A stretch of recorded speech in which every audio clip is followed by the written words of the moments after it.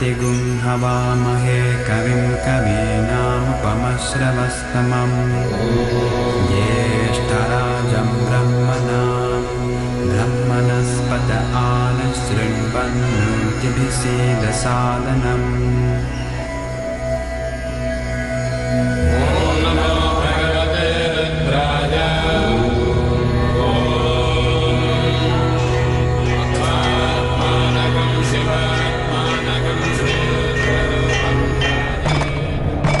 महाभारत केवल एक किस्सा है या हमारा इतिहास? क्या कैलाश पर सचमुच शिव करते थे वास?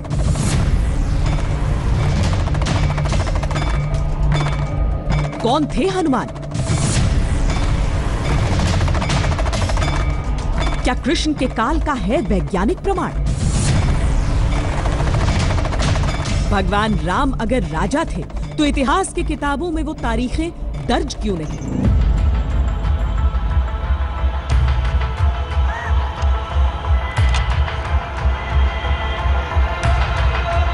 हमारे भगवान राम पौराणिक हैं और ऐतिहासिक नहीं हैं। भारत का रामायण जो है वो इतिहास है। वो इतिहास पुरुष नहीं है, भगवान है। रामायण का जितना घटनाक्रम हमें पता है ये 7000 वर्ष पूर्व हमारे देश की धरती पर घटित हुआ था। राम भगवान है और इतिहास तो मान लो उनके अंदर है ही।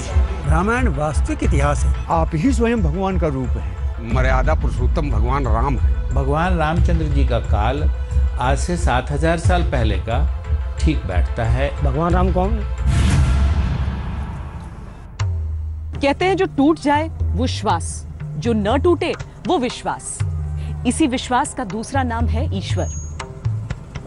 पर ईश्वर को जिस रूप में हम जानते आए हैं, ईश्वर के जिस रूप से हम परिचित हैं, जिस रूप में हम ईश्वर की पूजा करते हैं, क्या ईश्वर का वो रूप काल्पनिक या पौराणिक है या फिर ऐतिहासिक? आइए हमारे साथ इस सबसे अनूठी खोज पर, ईश्वर की खोज। हम सबसे पहले उस भूमि पर पहुंचे हैं जहां कभी चले थे राम। राम आस्था है, राम श्रद्धा है, राम ईश्वर है, राम धर्म है, राम जन जन है, राम स्वाभिमान है, राम सत्य है। राम गांधी की जुबां पर थे, राम राज्यों की कल्पना में है, राम हर मन की आस्था में है।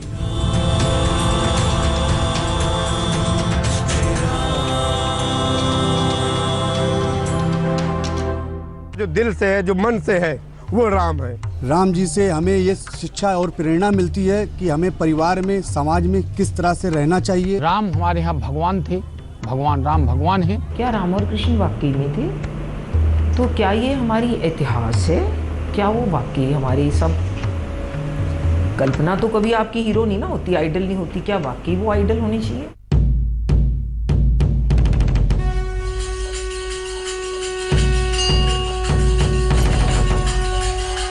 कहते हैं भक्तों को सही राह दिखाने के लिए समय समय पर धरती पर अवतार लेते हैं ईश्वर। पर यह हमेशा केवल कथा, कहानियों और मान्यताओं में नहीं है। उनके ठोस वैज्ञानिक प्रमाण हैं। हम मान्यताओं को हकीकत से जोड़ते ऐसे ही प्रमाण टीवी पर पहली बार लेकर आ रहे हैं।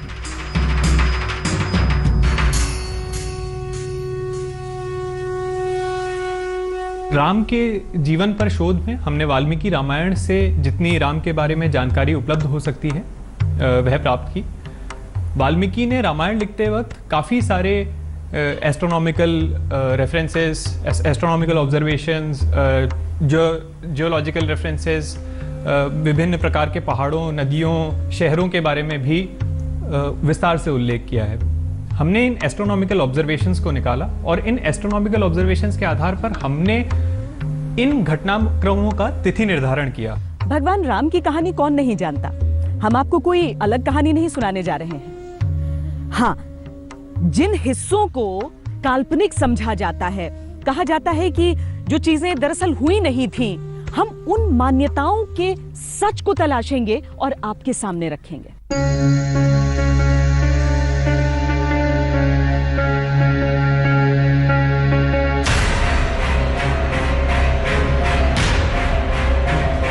ये कहानी शुरू होती है अयोध्या से। आज से 7000 साल पहले सबसे शक्तिशाली राज्य कौशल की राजधानी अयोध्या।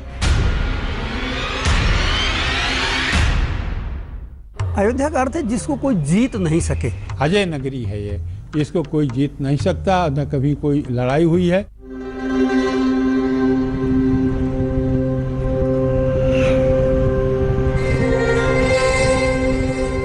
यही अयोध्या में 10 जनवरी 5114 ईसा पूर्व राजा दशरथ की पहली संतान का जन्म हुआ था। जन्म श्री राम का।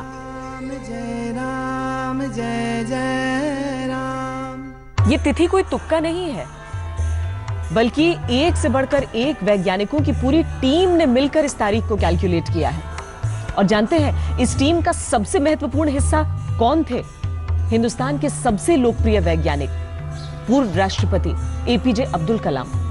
If you look at the study of scientific dating in Ramayana, the important aspect of the Ramayana is that when Valmiki wrote the epic, he made it with many proofs.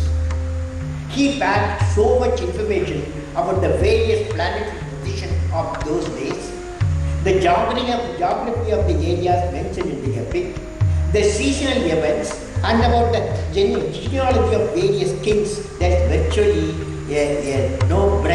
virtually to establish the dates on which those events occurred. Genealogical links and archaeological findings provide clues to the dating of the Ramayana era. सवाल ये भी है कि मान्यता से परे क्या सचमुच अयोध्या ही राम जन्मभूमि है? क्या यहीं हुआ था श्री राम का जन्म? हमने इसके भी प्रमाण ढूंढे। जब हम लोगों ने पहले खुदाई की थी सन 75 से 84, तो 77 के आसपास जब खुदाई कर रहे थे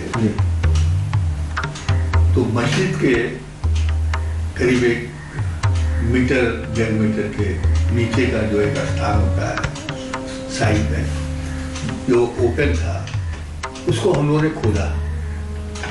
तो उस खोदने में हमको 6 पिलर बेसिस मिले। लेकिन जब मस्जिद गिर गई तो स्थान जब साफ हुआ तो हमको चांस मिल गया कि उसी लेवल को दोबारा खोदने का मस्जिद के नीचे। तो पाया गया कि वो जो पिलर बेसिस थे वो मस्जिद के नीचे फैलते चले गए और वो सिर्फ 6-7 नंबर में नहीं थे, बल्कि वो 80 के ऊपर थे, 80 नंबर। और उससे ये पुष्टि हो गई कि यहाँ के ऊपर एक मंदिर था। यानी जन्म स्थान अयोध्या ही है, इसके पुरातात्विक प्रमाण है। जहां तक जन्म तिथि का सवाल है, हम आपको तारीख निर्धारित करने का फॉर्मूला भी बताते हैं, जिसका इस्तेमाल इस शोध में किया गया। क्योंकि अपनी खोज में आगे हम आपको हर एक प्रमाणित घटना की तारीख बताएंगे। एक नया तकनीक है ऐतिहासिक प्रमाण निकालने का। आप अगर हमारे पूरे भूमि को देखें, अर्थ को देखें, तो एक साइंटिफिक ये एक्चुअली है, ये अर्थ ऐसे थोड़ा, इसको प्रिसेशन बोलते हैं, ऐसे थोड़ा हिलता रहता है, थोड़ा मतलब एकदम नॉर्मल रोटेशन नहीं करता है, ऐसे हिलता रहता है। और हर 26,000 साल में वापस वो ओरिजिनल अपने इस पे आ जाता है। This is the normal rotation of the earth. तो अगर आप स्काई को देखें तो क्योंकि अर्थ ऐसा हिल रहा है तो स्काई भी बदलता रहता है। तो अगर आप रामायण में उनने जो स्काई का जो डिस्क्रिप्शन किया था उसे अगर आप सॉफ्टवेयर में डालें और एनालाइज करें कि ऐसा स्काई कब हो सकता था, तो वो 5-6 हज़ार साल पुरानी बात निकलती है। तिथियों की गणना 9 आधार पर की गई है। ग्रहों की स्थिति, समुद्र का स्तर, पेड़ पौधों का विवरण, धरती का स्वरूप, मनुष्य के जेनेटिक्स, पृथ्वी की आयु, खुदाई में पाई गई पुरानी सभ्यताओं की चीजों का अध्ययन, मनुष्य के अलावा बाकी जीवों का अध्ययन और मौसम विज्ञान।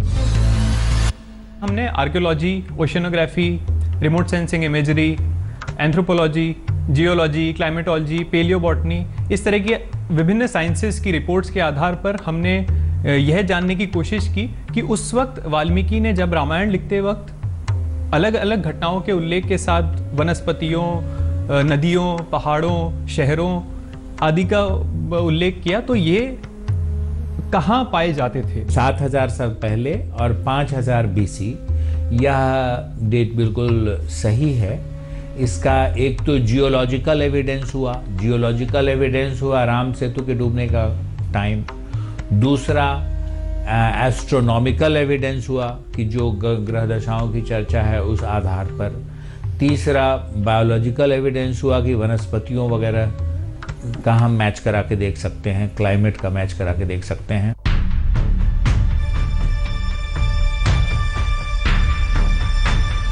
यानी हर प्राप्त तारीख को 9 तरीकों से क्रॉस चेक किया गया और हैरान करने वाली बात यह थी कि हर विधि से वही तिथि निकलती थी। इसका सीधा संकेत यही है कि जो कुछ हम धर्म ग्रंथों में पढ़ते हैं, दरअसल वो सब कुछ हुआ था। वो हमारा इतिहास है। भारत में इतिहास 3 भाग में पढ़ाया जाता है: प्राचीन भारत, मध्यकालीन भारत और मॉडर्न इंडियन हिस्ट्री। लेकिन हजारों साल पुराने इतिहास वाले देश का इतिहास शुरू होता है यही कोई 2500 ईसा पूर्व। दरअसल इतिहासकारों ने कभी रामायण को इतिहास की श्रेणी में रखा ही नहीं। इसे माइथोलॉजी कहा गया, यानी कि एक काल्पनिक कथा। महर्षि वाल्मीकि के रामायण को काव्य कहा गया। अंग्रेजों के लिखे इतिहास में कहा गया कि राम काल्पनिक थे और रामायण की रचना 500 साल ईसा पूर्व में की गई थी, यानी आज से यही कोई 3000 साल पहले। पर सच्चाई यह है कि वाल्मीकि रामायण की रचना उस दौर में हुई थी जब अंग्रेजी तारीखों का आविष्कार भी नहीं हुआ था। वैज्ञानिकों के मुताबिक वाल्मीकि ने 5074 ईसा पूर्व में रामायण की रचना कर दी थी। वाल्मीकि रामायण आदि ग्रंथ है, उसका संदर्भ बौद्ध जैन लिटरेचर में भी आता है, मगर हम ढूंढते रहे कि सबसे पुराना मैन्युस्क्रिप्ट किस रामायण का है। तो हमें पता चला कि नॉर्मल मैन्युस्क्रिप्ट की लाइफ हैंड रिटन हस्तलिपि की बेस्ट प्रोटेक्टेड की 500 साल होती है। उसके बाद नया लिख के फिर प्रिजर्व करना पड़ता है। मगर एक वाल्मीकि रामायण ऐसा ग्रंथ है जिसका शायद संसार में प्राचीनतम हस्तलिपि मौजूद है। वो है निवाड़ी स्क्रिप्ट में, नेपाल में प्रिजर्व्ड है, 1041 AD की। चलिए अब हम रामायण के रास्ते पर चल निकलते हैं और एक एक पड़ाव पर एक एक सबूत दिखाते हैं।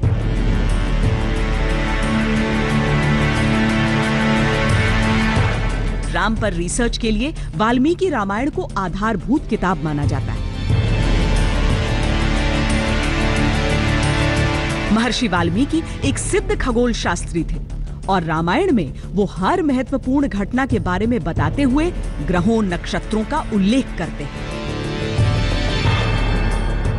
प्लेनेटोरियम सॉफ्टवेयर का जो उपयोग होता है वो अंतरिक्ष अनुसंधान के क्षेत्र में इसरो, नासा जैसी विभिन्न एजेंसियां करती हैं। ये जो प्लेनेटेरियम सॉफ्टवेयर से स्काई व्यू निकालने का मेथड है वो इतना प्रिसाइज है कि या तो वर्ष, दिन, घंटे भी देगा या फिर वो देगा ही नहीं।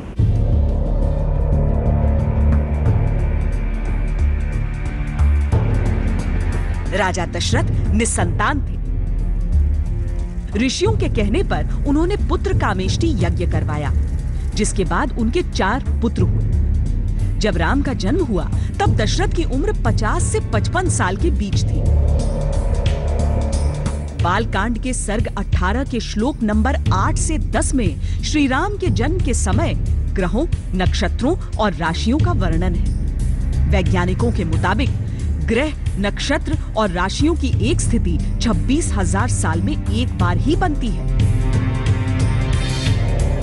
वाल्मीकि ने जिस स्थिति की बात की वो 10 जनवरी 5114 ईसा पूर्व में दोपहर 12 से 2 बजे के बीच की थी। उस दिन चैत्र मास के शुक्ल पक्ष की नवमी तिथि भी थी, जिसे आज भी राम नवमी के नाम से मनाया जाता है। वाल्मीकि रामायण के प्रथम कांड यानी बाल कांड के 18वें सर्ग में श्लोक संख्या 8, 9 और 10 में राम के जन्म के बारे में संदर्भ मिलता है, जो कि नक्षत्र विज्ञान और गणित ज्योतिष पर आधारित है। पहला श्लोक है, ततो यज्ञे समाप्ते तु ऋतूनां षट्समत्ययुः ततश्च द्वादशे मासे चैत्रे नवमिके तिथौ। उत्कृष्ट यज्ञ के पूरे होने के बाद 6 ऋतुएं बीती और 12वें महीने में चैत्र शुक्ल पक्ष नवमी को कौशल्या ने राम को जन्म दिया। इसी तरह भरत का जन्म अगले दिन 11 जनवरी को सुबह करीब 4 बजे हुआ और जुड़वा भाई लक्ष्मण और शत्रुघ्न का जन्म इसी दिन सुबह लगभग 11:30 बजे हुआ। राम जन्म की तिथि मिलने से उनके कालखंड को निर्धारित करना आसान हो गया। एक ताजा रिसर्च के मुताबिक राम राज्य का जो कॉन्सेप्ट है वो राम के राज्य की कहानी नहीं है, बल्कि उनके पूर्वजों से संबंधित है। एक सिद्धांत के तौर पर इस सोच का इतिहास 10,000 साल के करीब पुराना है।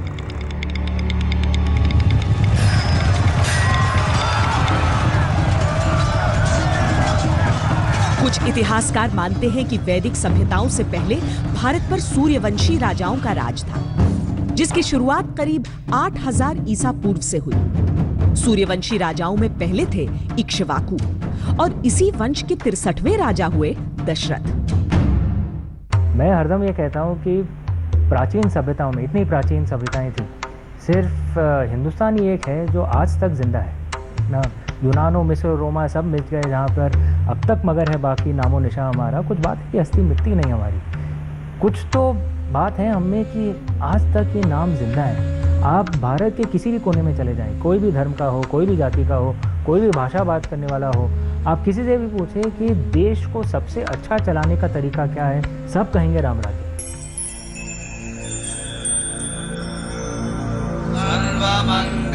उस दौर में राजाओं की शादी अधिकतर सामरिक संधि और राज्य विस्तार के लिए की जाती थी। राजा दशरथ ने 3 विवाह किए थे। उनकी पहली पत्नी थी रानी कौशल्या, जो कौशल प्रदेश की राजकुमारी थी। राजा दशरथ की दूसरी पत्नी थी सुमित्रा, वो काशी की राजकुमारी थी। और दशरथ की तीसरी पत्नी थी कैकई, वो कैकई प्रदेश की थी। ये प्रदेश पूर्वी अफगानिस्तान और कश्मीर के बीच पड़ता है। कैकई बेहद खूबसूरत थी और युद्ध कला में निपुण भी। बताया जाता है कि वो रणभूमि में दशरथ के साथ जाया करती थी।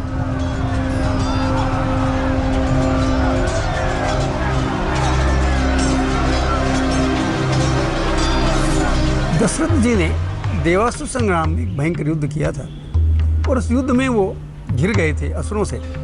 कैकई ने उनकी रक्षा की थी। तब कैकई को दशरथ जी ने 2 वरदान दिए कि जब तुम चाहो मांग लो। तो कैकई ने कहा अब ये वरदान अपने पास रखिए, जब मुझे आवश्यकता होगी मैं मांग लूंगी। इक्ष्वाकु के वंशजों में एक से बढ़कर एक तेजस्वी राजा हुआ करते थे। इनके 31वें वंशज थे राजा हरिश्चंद्र, जो सच बोलने के लिए जाने जाते थे।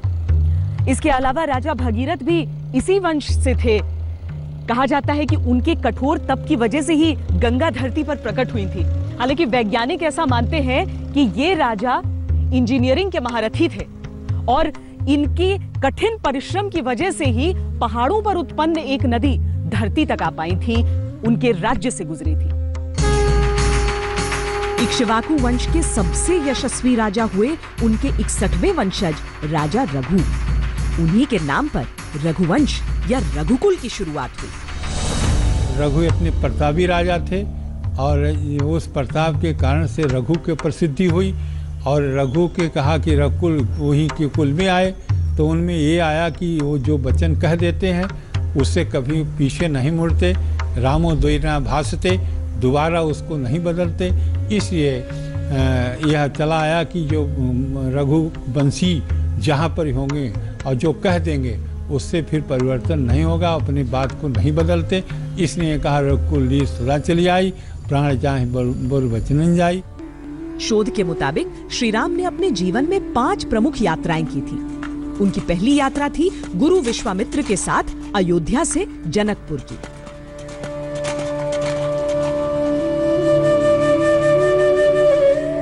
वाल्मीकि रामायण में लिखा है कि जब सभी राजकुमार करीब 16 साल के हुए तो एक दिन ऋषि विश्वामित्र राजा दशरथ के पास आए। विश्वामित्र यज्ञ कर रहे थे, पर राक्षस उसमें व्यवधान डाल रहे थे। यज्ञ की रक्षा के लिए विश्वामित्र श्री राम और लक्ष्मण को अपने साथ ले जाना चाहते थे। पहले तो राजा दशरथ घबराए, लेकिन विश्वामित्र के गुस्से को देखते हुए उन्होंने श्री राम और लक्ष्मण को उनके साथ भेज दिया।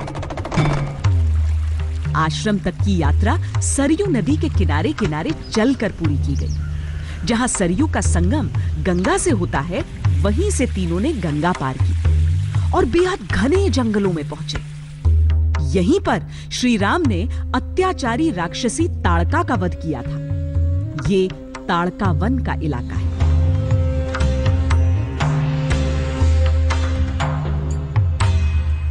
ताड़का रावण की एक सेनापति के रूप में सेना का एक अंग थी, नियंत्रक थी।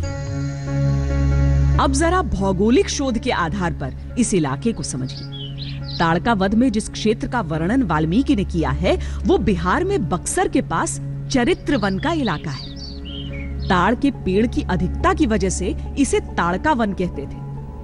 हालांकि अब यहाँ पर पहले की तरह घने वन तो नहीं है, लेकिन ताड़ के पेड़ मिल जाते हैं। ताड़ जो है यह बिहार में ही पाया जाता है, यह अन्य क्षेत्रों में भी पाया जाता है, आंध्र प्रदेश में भी पाया जाता है। लेकिन आप देखिएगा कि तुलनात्मक रूप से बिहार में आज भी पाया जाता है और उस समय भी जो क्लाइमेट था आज से 7000 साल पहले, वह इस प्रकार का था कि ताड़ के वृक्ष वहां निश्चित रहे होंगे। लाहौरा देवा में डिगिंग हुई है, एक्सकेवेशन हुई है, और लो जी वहाँ क्या क्या कुछ मिल गया। कॉपर का एरो, कॉपर का धनुष और बाण, धनुष के किनारे बीच में तो वो सॉफ्ट वुड होती है, पर्टिकुलर वुड होती थी, और तरह तरह का पौधे, गेहूँ, चावल, चना, मटर, अंगूर, आम। कौन सी चीज़ है जो वहाँ से नहीं मिली और जिनकी डेट 7000 साल पुरानी है। जहाँ जहाँ श्री राम के चरण पड़े वहाँ के वैज्ञानिक प्रमाण मौजूद हैं और हम उन्हीं साक्ष्य को समेटते हुए आगे की तरफ बढ़ रहे हैं। ईश्वर मन में बसते हैं। पूरी दुनिया घूम लीजिए, लेकिन खुद के मन में ही मिलते हैं राम। पर हम तो विष्णु के 7वें अवतार श्री राम के साक्ष्य की खोज में निकले हैं, उन्हीं के पद चिन्हों पर चलकर। श्री राम और लक्ष्मण की उपस्थिति में ऋषि विश्वामित्र का यज्ञ सफलतापूर्वक संपन्न हो गया। उन्हीं दिनों मिथिला नगरी के राजा जनक ने विश्वामित्र को धनुष यज्ञ का निमंत्रण भेजा। उन्होंने न्योता स्वीकार किया और दोनों राजकुमारों को साथ लेकर इस यात्रा पर निकल गए। राम और लक्ष्मण को लेकर के विश्वामित्र जी गए और विश्वामित्र की यज्ञ पूर्ण करने के बाद में जनकपुर गए। जनकपुर में जो धनुष यज्ञ हो रहा था उसमें भगवान राम और लक्ष्मण दोनों उपस्थित हुए। कहते हैं जनकपुर जाने से पहले श्री राम ने गौतम मुनि की पत्नी अहिल्या को बरसों पुराने श्राप से मुक्ति दिलाई थी। ये जगह बिहार के दरभंगा में पड़ती है और गौतम आश्रम अहियारी के नाम से प्रसिद्ध है। गंगा और सोनभद्र पार करने के बाद राम जी अहिल्या जी के आश्रम में पहुंचते हैं, तो वो दरभंगा के पास अहियारी नाम का गांव है। आज भी बहुत मान्यता है उस मंदिर की, अहिल्या माँ का वो मंदिर माना जाता है। राजा जनक का बेटा नहीं था, उनकी बेटी थी सीता। सीता के जन्म को लेकर तमाम तरह की मान्यताएं हैं जिन पर शोध चल रहा है, लेकिन अभी तक कोई किसी निष्कर्ष पर नहीं पहुंचा है। चूंकि वाल्मीकि द्वारा लिखे रामायण में वक्त के साथ कई जोड़ घटाव भी हुए। एक विवरण में कहा गया कि हल जोतने के दौरान सीता धरती में मिली थी। दूसरे विवरण के हिसाब से सीता राजा जनक की ही पुत्री थी और धरती से मिलने की घटना को बाद में जोड़ा गया। उनका नाम सीत माने होता है हल के अग्रभाग को, इसलिए उनका नाम सीता मिला, सीता नाम पड़ा। और जनक जी के यहाँ रही, इसलिए जनक नंदिनी और जानकी ये नाम पड़ा। सीता का अर्थ होता है हल का वो हिस्सा जो धरती को चीरता चलता है।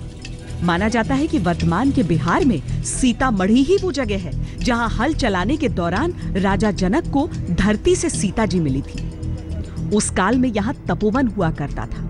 यहाँ 10 किलोमीटर के दायरे में ऋषियों मुनियों के आश्रम के अवशेष मिले हैं।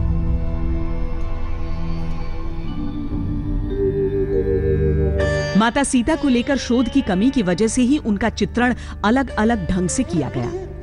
सीता को हर मान्यता में आदर्श स्त्री माना गया, लेकिन यह कम ही जगह पर लिखा है कि सीता युद्ध कला में भी दक्ष थी।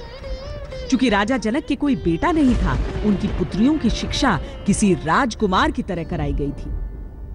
देखिए, आज के तारीख में भारत में जो सीता माँ की जो दृश्य है, उनका जो परसेप्शन है, वो ज़्यादातर एक 1980s टेलीविज़न सीरियल के ऊपर आधारित है। ज़्यादातर एटलीस्ट महाराष्ट्र से उत्तर जो 1980s, और वो अच्छी सीरियल थी, मैं उसको क्रिटिसाइज़ नहीं कर रहा, लेकिन जो 1980s टेलीविज़न सीरियल थी वो ज़्यादातर रामचरितमानस पर आधारित है, जो एक 16th सेंचुरी मॉडर्नाइजेशन थी ओरिजिनल रामायण की, ओरिजिनल वाल्मीकि रामायण की। आप ओरिजिनल वाल्मीकि रामायण पढ़ें तो उसमें सीता माँ काफ़ी स्ट्रॉन्ग कैरेक्टर है, योद्धा नहीं है लेकिन काफ़ी स्ट्रॉन्ग कैरेक्टर है। उन्हें जो सही लगता है वो वही करती हैं। आप अद्भुत रामायण पढ़ें, जो कहते हैं उसे भी श्री वाल्मीकि ने लिखा था।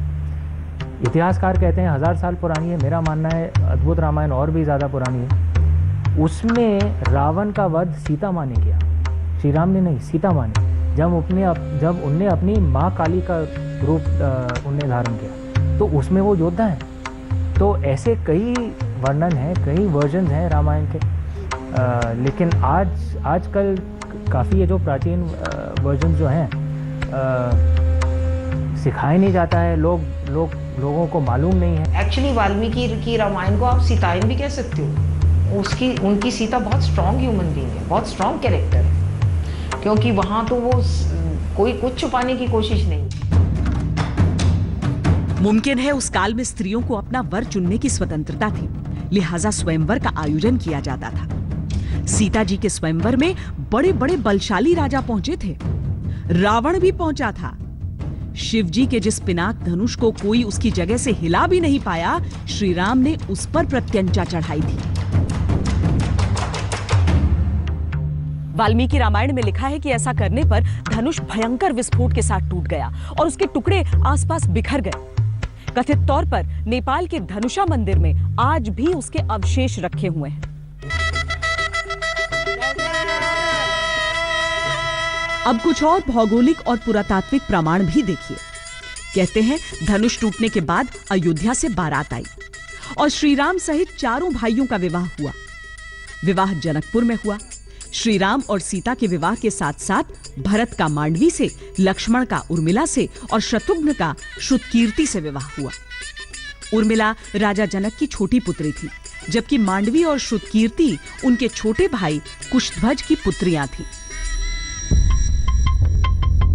विवाह के बाद बारात जिस रास्ते से लौटी थी उसके भी प्रमाण मौजूद हैं। बारात ने जहां जहां विश्राम किया था, अब वो जगह भी आपको दिखाते हैं।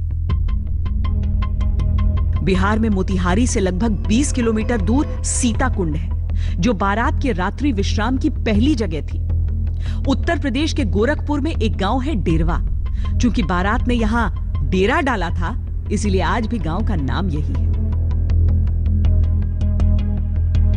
जिस रास्ते से होकर बारात अयोध्या पहुंची, वो अब पक्की सड़क बन गई है, पर आज भी लोग इसे श्री राम जानकी मार्ग के नाम से जानते हैं। पर ऐसा नहीं है कि रामायण में कही गई सभी जगहें हूबहू वैसी ही हैं और आज भी उसी जगह पर हैं। अधिकांश जो सभ्यताएं हैं वो नदी क्षेत्र के आसपास विकसित हुई हैं। तो जब एक नदी का क्षेत्र, प्रवाह क्षेत्र बदला तो निश्चित रूप से लोगों की एक और तो जनसंख्या वृद्धि हो रही है, दूसरी तरफ नदियों का प्रवाह क्षेत्र जब परिवर्तित हुआ तो उसकी वजह से लोग दूसरी साइड भी जाने लगे।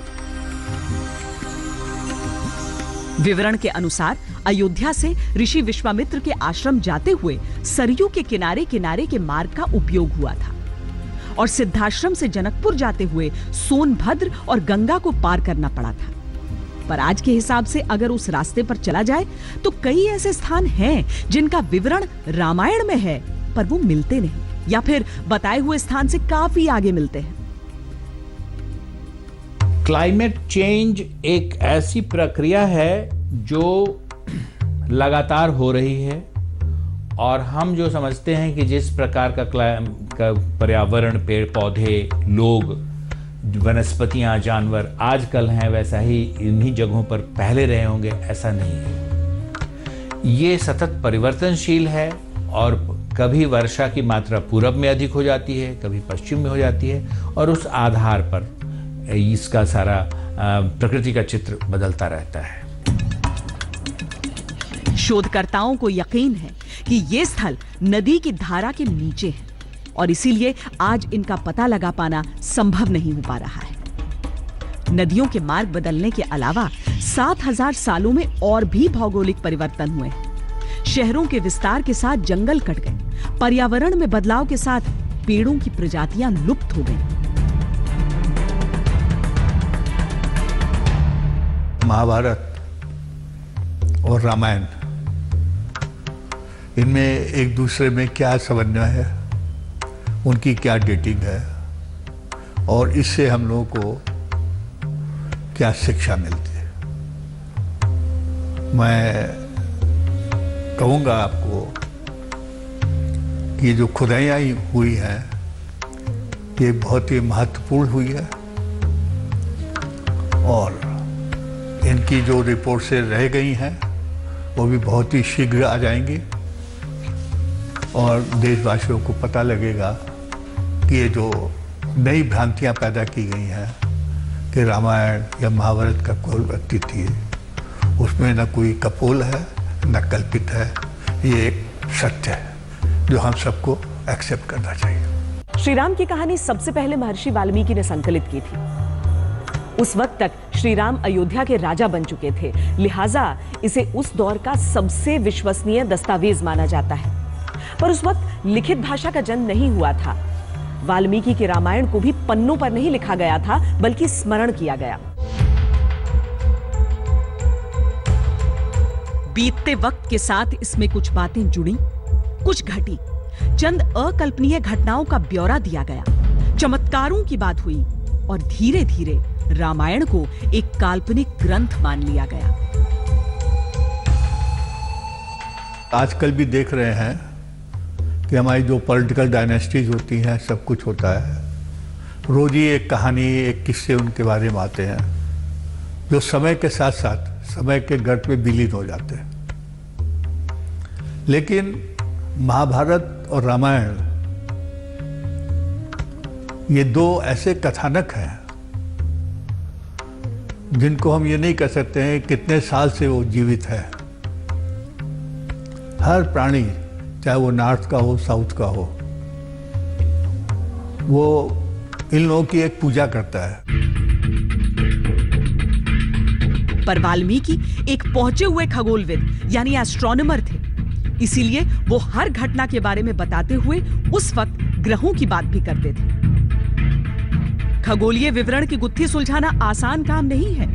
भारत में वैज्ञानिकों की पूरी फौज ने मिलकर यह पहेली सुलझाई। यही वजह है कि आज जो सबूत हमारे सामने हैं, उनसे प्रामाणिक कुछ भी नहीं हो सकता। अगर हमारे एजम्पशंस जो हम लेकर चले हैं, काफी ठोक बजा करके देखे, वो एजम्पशंस ठीक हैं और हर साइंटिफिक एंडेवर में थोड़ी अनसर्टेनिटी होती है। With in that uncertainty, yes, result सब ठीक है। बहुत दिलचस्प है कि ईश्वर की खोज में जीपीएस मैपिंग तक का इस्तेमाल किया गया। ग्रहों की दिशा दशा की तस्दीक सॉफ्टवेयर से की गई। इसके अलावा डीएनए भी इस तलाश का अहम अध्याय रहा।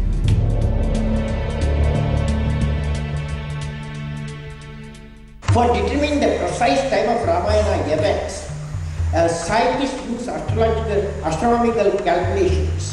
Several of India's leading astronomers and nuclear scientists have come together to establish the dates of India's ancient history.